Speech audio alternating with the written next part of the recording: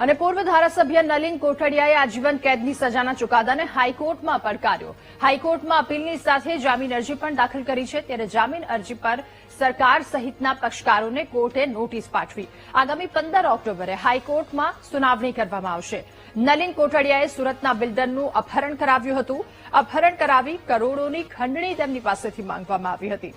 નલિન કોટડિયા સહિત 14 જેટલા આરોપીઓને એસીબી કોર્ટે આજીવન કેદની સજા ફટકારી છે. ત્યારે હવે હાઈકોર્ટમાં આ વાતને પડકારવામાં આવી છે. આગામી 15 ઓક્ટોબરે હાઈકોર્ટમાં સુનાવણી કરવામાં આવશે. નલિન કોટડિયાએ સુરતના બિલ્ડરનું અપહરણ કરાવ્યું હતું અને કરોડોની ખંડણી માંગવામાં આવી હતી.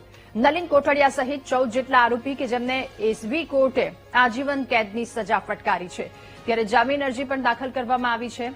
અપીલની સાથે જામીન અરજી દાખલ કરાઈ. પૂર્વ ધારાસભ્ય નલિન કોટડિયા કે જેમને આજીવન કેદની સજાના ચુકાદાને હાઈકોર્ટમાં પડકાર્યો.